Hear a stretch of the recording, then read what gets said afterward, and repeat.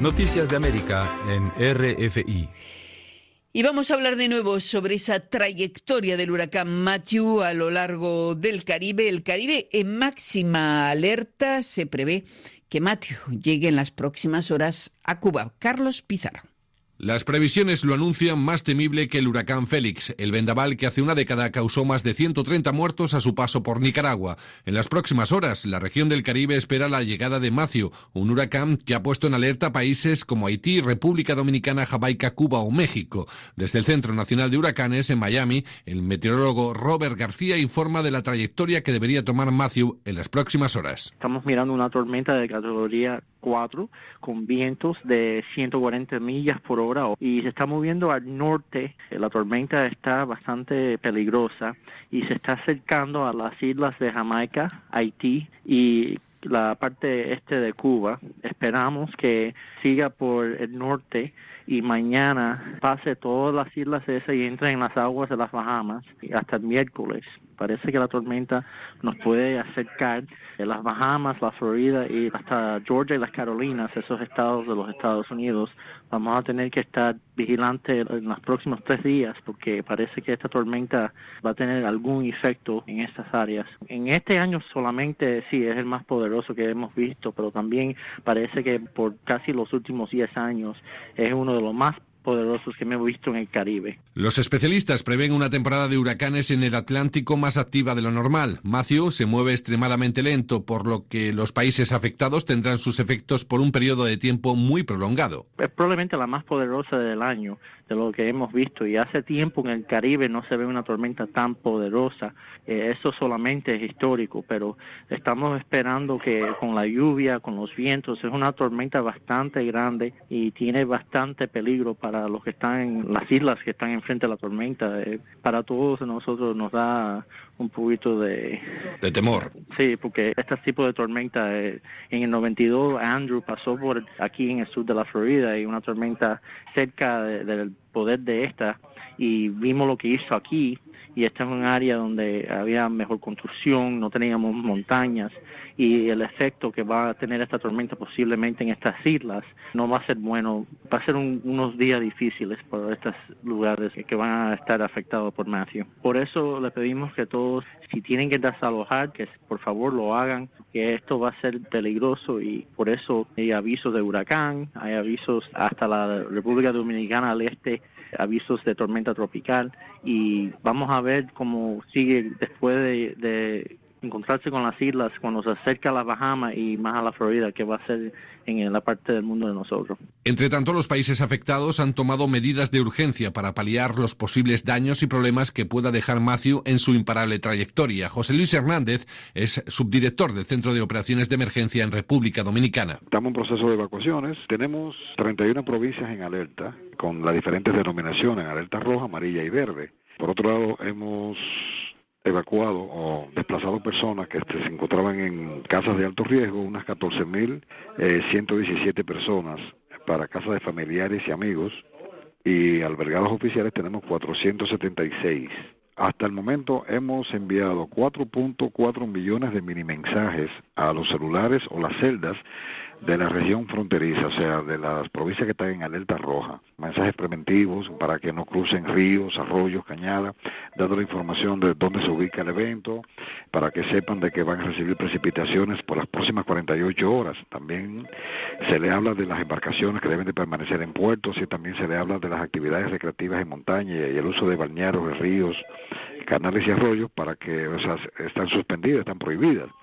Y también el uso de playas y los deportes acuáticos, principalmente para la zona o la costa caribeña hacia el suroeste de la isla. Entonces, en ese sentido, hemos estado bombardeando la prensa a través de nuestros socios, digamos, informativos, con mensajes preventivos de qué hacer antes, durante y después del paso del huracán Matthew. Las previsiones anuncian que el huracán Matthew perderá fuerza y se irá disipando en la jornada del próximo miércoles. RFI, revista de prensa. Bueno, pues sí, vamos a echar un vistazo a los diarios franceses que, cómo no, hoy dan amplio espacio al plebiscito, a su opinión sobre el resultado del plebiscito en Colombia. Para darnos cuenta de esos diarios, está con nosotros Asbel López. Muy buenos días, Asbel. Buenos días, Carmele. Los diarios franceses exponen hoy su opinión sobre el plebiscito en Colombia. Una de las razones que explica el triunfo del no es el secreto que rodeó las negociaciones en La Habana, escribe Le Figaro. Esto alimentó la desconfianza hacia las FARC, que ya es grande en ese país. Para el diario conservador, el principal argumento de los partidarios del no es la impunidad que iba a beneficiar a los jefes guerrilleros. Liberación se pregunta si el resultado del plebiscito significa que los colombianos están a favor de la guerra. El diario cita la respuesta de la investigadora en sociología Olga González de la Universidad Paris Diderot. No creo, dice ella. Los que votaron no expresaron su oposición al acuerdo tal como se concluyó con las FARC. No quieren la reincorporación de ese grupo guerrillero como partido político, afirma Olga González. Para l'Humanité, lo que explica en parte el triunfo del no es la fuerte abstención, la cultura de la guerra, el peso de los movimientos de ultraderecha. Santos fue respaldado por una parte de la derecha liberal y financiera, ya que la guerra se había convertido para ese sector en un freno a sus negocios. Santos se opuso a la vieja oligarquía de clase que encarna Uribe. Y el presidente, precisamente, el expresidente Álvaro Uribe, el líder del no a esos acuerdos de La Habana, vuelve a saltar a las primeras páginas de los diarios. Es el tercer hombre, como lo llama Lacroix. Todas las miradas se dirigen ahora a Uribe, el expresidente que estuvo ausente del proceso de La Habana. Para Uribe, el documento del acuerdo de 297 páginas es sinónimo de impunidad, escribe el diario católico. Pero ¿podrá Santos sentarse con Uribe, el expresidente que se ha convertido en el enemigo del proceso de paz?, se pregunta Lacroix.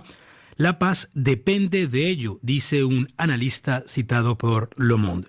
La paz dependerá de lo que negocien estos dos enemigos de vieja data, Uribe y las FARC.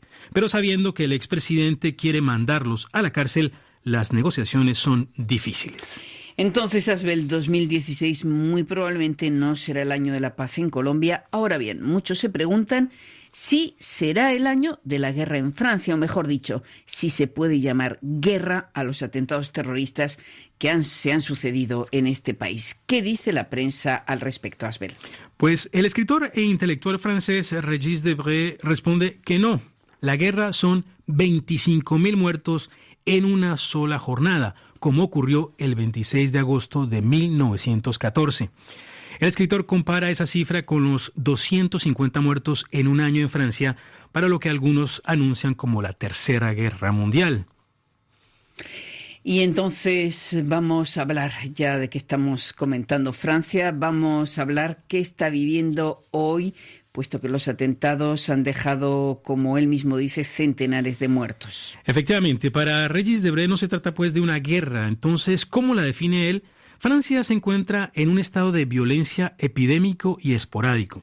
Hay una forma híbrida de hostilidad que se ha cristalizado militarmente en Oriente Medio y que golpea el territorio francés con actos aislados de barbarie.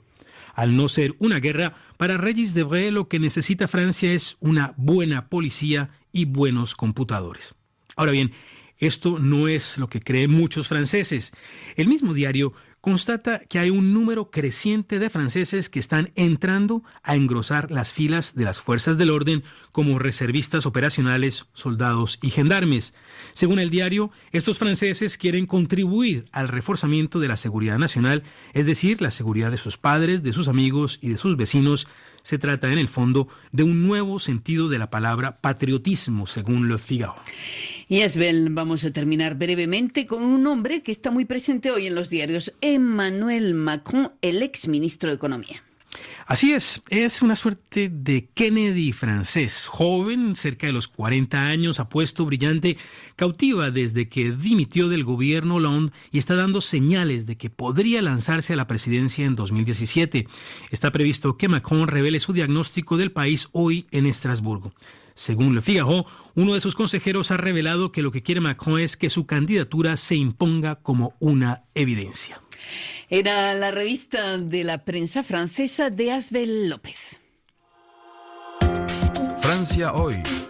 Una mirada a la sociedad francesa. Bueno, pues esa mirada nos la trae hoy Aida Palau, que habla de la polémica que se ha reavivado aquí en París tras el anuncio del cierre de nuevas vías a la circulación de automóviles.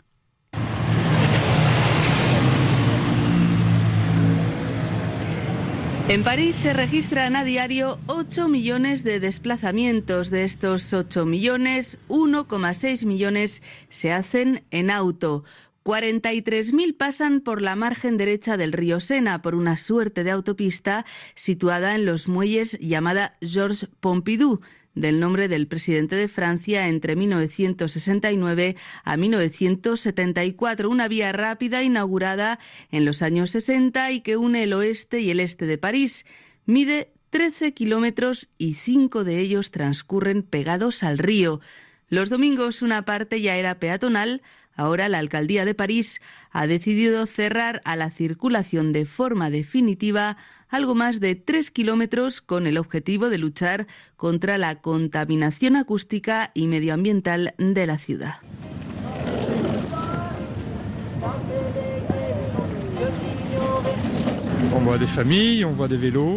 Vemos a familias paseando, bicicletas, gente con patines.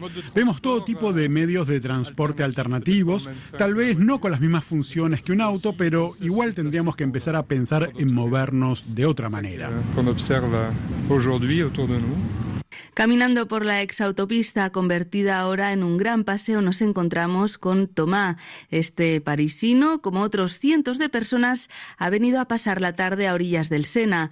Para él, este es un ejemplo de cómo las ciudades tienen que adaptarse para que las personas vuelvan a gozar plenamente del espacio urbano. Mi opinión general es que es muy importante reapropiarse el espacio público en las ciudades y la peatonización de esta zona contribuye a eso. Así que no sé exactamente qué consecuencias va a tener sobre la circulación, pero en principio me parece muy interesante ese concepto de volver a poner lo humano en el centro de la ciudad. Para disfrutar de este soleado día de otoño, Laura, 24 años, boliviana, residente en París, también ha decidido acercarse hasta el Sena con amigos. No tiene auto y siempre se mueve por la ciudad con Velib, el servicio público de alquiler de bicicletas. Me parece buenísimo, es una idea súper buena, sin mencionar que es una súper bella caminata, que antes no podías hacerla nunca, digamos, por escena por ahí. Entonces como que le da un tema más relax a París de lo que tenías antes y al mismo tiempo más verde, si quieres. Otra paseante, Yvonne, es doctora, viene del sureste francés y resalta los efectos beneficiosos para la salud si se reduce la circulación de los autos. Tal vez perturbe la circulación, pero poderse pasear a lo largo del Sena sin mucho ruido y con un aire menos contaminado es una suerte. La vida que tenemos nos enferma, necesitamos una ciudad más humana y más verde para contribuir a una buena salud moral y física. La bonne santé des gens morale et physique. Algunos se muestran un poco más escépticos sobre los resultados, como Branco, 38 años, que se mueve por la ciudad en bicicleta, pero también en moto.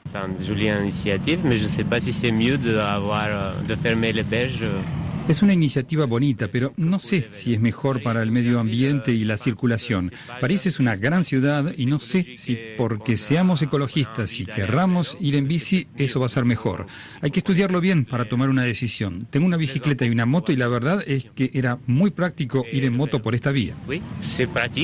Mientras la mayoría de parisinos, el 55% de ellos no tiene auto, celebra la medida, los conductores denuncian que lo único que va a provocar el cierre de la autopista urbana son más atascos en una ciudad ya muy congestionada. Además, cristaliza el enfrentamiento político entre dos administraciones, la del Ayuntamiento de París, cuyo Consejo Municipal está controlado por la izquierda, el Partido Socialista y los Verdes, y la región parisina gobernada por la derecha de los republicanos, que se opone al proyecto de peatonización de la vía Georges Pompidou. La polémica está servida. Simon Midal es vicepresidente de la Asociación de Automovilistas Automobile Club de París. Esta falta de concertación entre ayuntamiento y región nos hace constatar una vez más que los que pagamos el pato somos los conductores. Habrá múltiples consecuencias del cierre. ¿Dónde irán a parar los más de 40.000 coches que circulan a diario por esta vía? Obligatoriamente habrá más tráfico y atascos en otros lugares de París, y eso se traduce por más contaminación. Esto va en contra de lo que la alcaldía quería. El ayuntamiento se defiende de las críticas asegurando que sí hay resultados y subraya que las mediciones que se han realizado no dejan lugar a dudas. Sin coches en el perímetro concernido se ha registrado una disminución de entre el 20 y el 35% de dióxido de nitrógeno, uno de los compuestos más contaminantes que libera la combustión de carburante a altas temperaturas. Simón Vidal del Automobile Club no pone en duda las cifras, aunque critica que el consistorio no dé medidas alternativas. Denuncia una lucha abierta contra los conductores. Hay efectivamente una disminución del tráfico en París porque hay un número importante de automovilistas que están hastiados. Esto es cierto, pero quiero destacar un aspecto. ¿Quién utiliza el auto en París? Todos los pequeños empresarios que trabajan como fontaneros o en la construcción o este tipo de empleos, y aquellas personas que pasan por la capital desde poblaciones vecinas para ir a su trabajo o a otros lugares. Así que hay una masa de gente que puede prescindir del auto, pero otra parte no. Y eso también tiene que ver con los transportes públicos incapaces de absorber los desplazamientos. A ciertas horas del día es imposible entrar en el metro. Lo que nos está diciendo el ayuntamiento es: buscad vosotros mismos las soluciones para desplazaros, porque nosotros lo que vamos a hacer es reducir la presencia de autos en la ciudad. A largo plazo, ¿qué consecuencias va a tener esta medida en París y en su región? Nada mejor que preguntárselo a la Agencia de Planificación y de Urbanismo de la región parisina, que está preparando un estudio al respecto. Thomas Massin trabaja en ese organismo en el Polo Internacional. Los impactos, se van a medir en cuanto a la contaminación del aire, de contaminación sonora, también las consecuencias sobre los otros medios de transporte, etcétera. En síntesis, es demasiado temprano todavía como para saber qué va a ser el resultado real de esta elección, ¿no?, de cierre. Por el momento sí se observa que hay más atascos, ¿no? Pero siempre es el caso cuando hay un cambio de cualquier tipo. Siempre hay un tiempo de adaptación. La pregunta es saber si estos atascos son temporales o si van a persistir. No hay que olvidar que no todos los desplazamientos en auto tienen que ver con el trabajo, ¿no? Y en este contexto el transporte público no es la única opción. Estoy pensando en la caminar a pie, que en París es el primer medio de transporte. Más de la mitad de los desplazamientos se hacen a pie. En la escala de la región Île-de-France, la mitad de los desplazamientos hacen menos de 5 kilómetros. Es un dato importante, ¿no? Y entonces pensamos en el IAU que es necesario incentivar a la gente que use otros modos, la bicicleta, pero también el auto compartido. París no es la única urbe que está tomando cartas en el asunto. Thomas Massin asegura que es una tendencia mundial. Hay un legado histórico muy fuerte, ¿no?, de una visión funcionalista heredada que le daba mucho peso al auto. Y estamos en un nuevo paradigma. Todas las metrópolis del mundo se confrontan a los mismos desafíos, ¿no?, de saturación, del tráfico vial, de contaminación, etcétera. Y en el IAU, por ejemplo, estudiamos varios casos, como en Seúl, en Montreal, en Nueva York y demás ciudades, que en un momento dado transformaron una porción de autopista en parque urbano, en un cinturón verde o en un nuevo barrio. Y siempre nos dimos cuenta de que los resultados son sorprendentes, que muestran a largo plazo un apaciguamiento de estas ciudades, ¿no? Es decir, que el comportamiento de las costumbres de la gente se adaptan. Y el tema, la pregunta ahora es saber y demostrar si va a pasar lo mismo en París con esta elección. Esperando los resultados de estos estudios que reconfortarán la tesis de la Alcaldía de París o la de los detractores de este cierre de la autopista urbana, miles de parisinos disfrutan de los muelles peatonales. Incluso nos cruzamos con personalidades como Laurent Fabius, exministro de Exteriores francés, agarrado del brazo de su mujer, que no duda en sonreírle a un niño que juega en plena carretera a la pelota. Sur les quais du vieux Paris. Gracias a los paseantes Tomás, Ivonne, Branco y Laura, a Simón Midal del Automóvil Club, a Tomás Massin de la Agencia de Planificación y de Urbanismo de la región parisina y a Alain Vidal en la realización técnica. Y así a orillas del Sena, oxigenados, cerramos esta edición. Muchas gracias a todos ustedes.